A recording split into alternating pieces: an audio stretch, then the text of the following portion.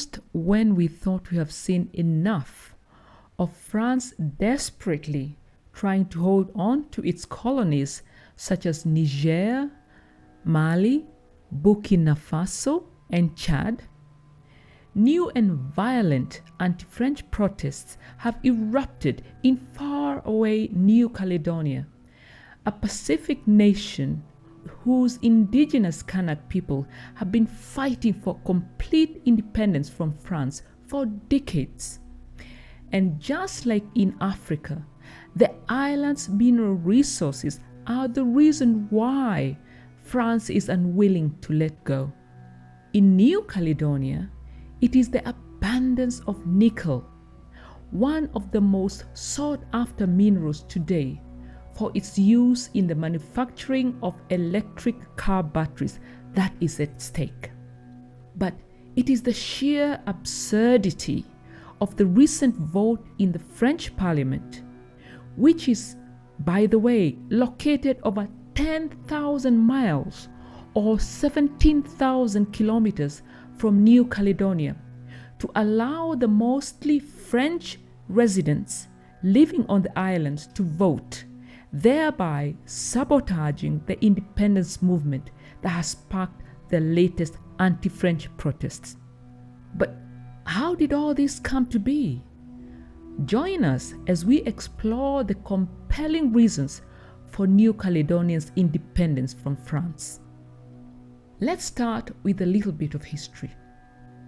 New Caledonia's so-called discovery by Europeans dates back to 1774, when British explorer James Cook first sighted its shores, but it wasn't until 1853 that France formally claimed the territory.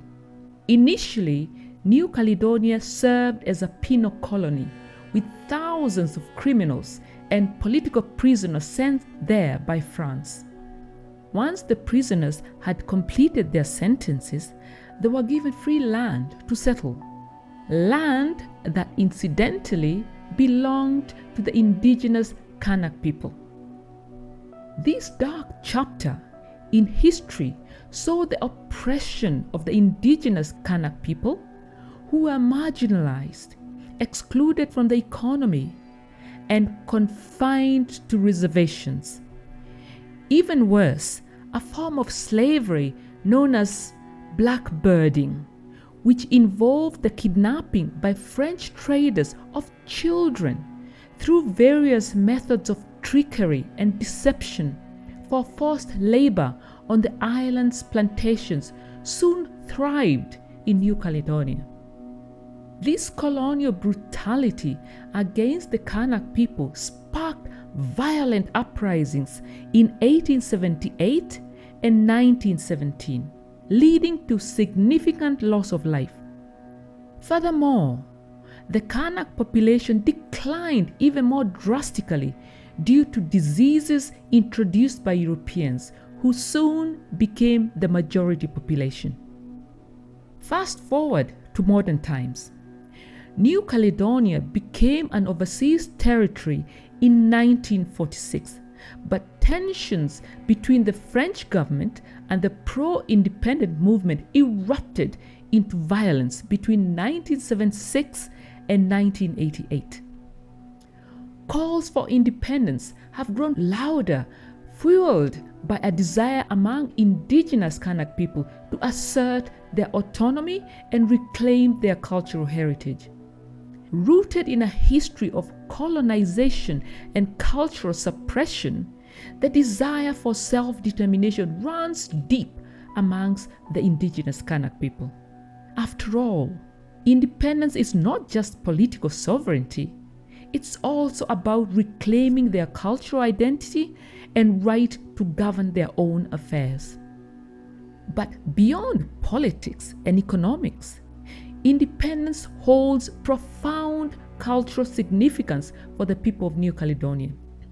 It represents a reclamation of identity, a reaffirmation of ancestral traditions, and a step toward healing the wounds of colonialism. The departure of France would signify a reclamation of that identity and sovereignty for the people of New Caledonia.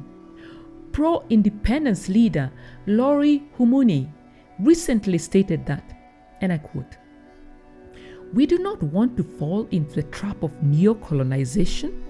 We are taking our claim to the United Nations to question whether France respected the self-determination rights of the people of Kanaki, New Caledonia." One of the key issues fueling the tension between France and the pro-independence movement is nickel mining. New Caledonia holds about 25% of the world's nickel resources, making it a geopolitical hotspot, especially with the rise of electric vehicle production. There is intense rivalry amongst global powers who are also interested in acquiring New Caledonia's massive nickel resources, especially China, which is currently the world's largest nickel importer. Consequently, China has become the bogeyman for French leaders who have repeatedly warned against China's dominance in the Pacific region. In a 2021 speech in French Polynesia, French President Macron cautioned Pacific Islanders that, and I quote, "the small needed a big power to protect them from the incursions of the hegemon which comes to take their fish, their technology, and their economic resources," without mentioning China by name. But pro-independence leaders view this warning as a paternalistic colonial mindset that believes the Kanak are incapable of governing themselves. They argue that French control of nickel mining perpetuates economic inequalities that have resulted in an indigenous unemployment rate of 40% and living standards that are 1/4 those of local Europeans. The nickel industry is, after all, led by foreign companies, notably Eramet, a French mining conglomerate, and the Swiss-owned Glencore. Economic inequality exacerbates the divide between the indigenous Kanak population and the descendants of European settlers. Despite New Caledonia's wealth in natural resources, socio-economic disparities exist, with Kanak communities often facing disproportionate poverty and lack of access to opportunities. But this lucrative industry comes at a cost. Although New Caledonia has the richest diversity in the world per square kilometer, largely due to its nickel industry, the country emits a high level of carbon dioxide per person. In 2019, for example, it emitted 55.25 tons of carbon dioxide per person, compared to only 4.81 for France. The combination of the exceptional biodiversity of New Caledonia and its threatened status has made it one of the most critical biodiversity hotspots on Earth. Independence offers the opportunity to restructure the economy in a way that prioritizes the needs and aspirations of all New Caledonians and their natural environment. By diversifying industries and promoting local entrepreneurship, the island can achieve sustainable development and reduce dependency on external powers. The delicate ecosystem of New Caledonia are further threatened by unchecked development and resource extraction, jeopardizing the island's biodiversity and the livelihoods of indigenous communities. French intervention in New Caledonia's economy has often served the interests of France and other external stakeholders rather than the needs of the local population and the environment. Independence would empower New Caledonia to implement stricter environmental regulations and preserve its natural heritage for future generations. It's essential for the island's long-term sustainability and resilience in the face of climate change.